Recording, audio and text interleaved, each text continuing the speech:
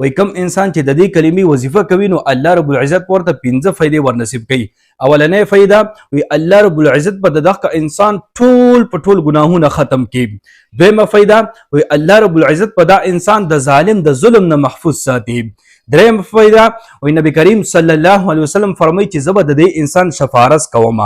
څلورمه فائده وی نبی علیه الصلاۃ والسلام فرمایي چې زه به دا انسان د قیامت پورز لاس نه اونیسم او جنت ته به داخلوم.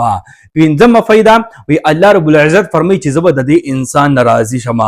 زموږ عزتمند څومره بهترین فائدې دي، غټه فائدې دي، معمولی فائدې نه دي، د دنیا فائدې دي، د آخرت فائدې دي. نو که تاسو دا 15 واړه فائدې حاصلول غواړئ کنه نو دا کلمه زده کړئ او د دې وظیفه تاسو شروع کړئ. دا 15 واړه فائدې به الله تعالی تاسو ته در نصیب کړي. شم نو دا کلمه کومه یو ده او د دې وظیفې طریقې کار څنګه دی دې ته تاسو غوږ کېږدئ. نو کلمه داسې ده: رضیت بالله ربا وبالاسلام دینا وبمحمد رسول النبی. بس دا کلمه ده او د دې وظیفه به تاسو کوئ.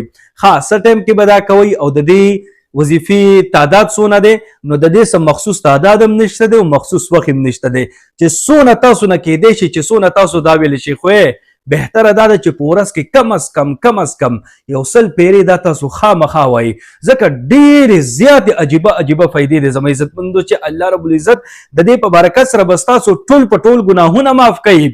نبی علیه الصلاۃ والسلام فرمایي چې زه به د دې انسان شفارس کوم او الله رب العزت په دې د ظالم د ظلم نه محفوظ ساتي. او نبی کریم صلی الله علیه وسلم فرمایي چې زه به د لاس نه اونیسم او جنت ته به داخل کوم. او الله رب العزت فرمایي چې زه به د دې انسان ناراضي شم، زه به خوشاله شوم. نو که دا ټولې فائدې الله تعالی تاسو ته در نصیب کړي نو نور تاسو څه غواړئ زما عزتمندو؟ ډېرې بهترینې فائدې دي. دا کلمه تاسو زده کړئ: رضیت بالله ربا وبالاسلام دینا وبمحمد رسول النبی. بس دا چې تاسو نه څونه کېدی شي خو کم از کم په ټوله ورځ کې 100 پیرې خامخا وایئ.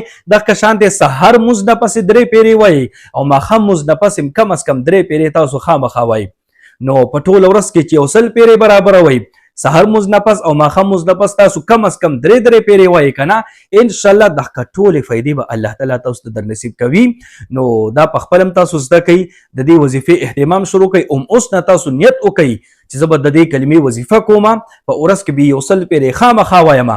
خپل هم دا نیت وکئ او نور مسلمانانو سره د ثواب په نیت باندې دا ویډیو تاسو ډیره شیر کړئ چې ټول مسلمانان دا کلمه زده کړي، د دې وظیفه شروع کړي او تاسو ته دعاګانې کوي. الله رب العزت مو خوشاله باد ساته. دعاګانې کوي، دعاګانې به کوو. الله پامان.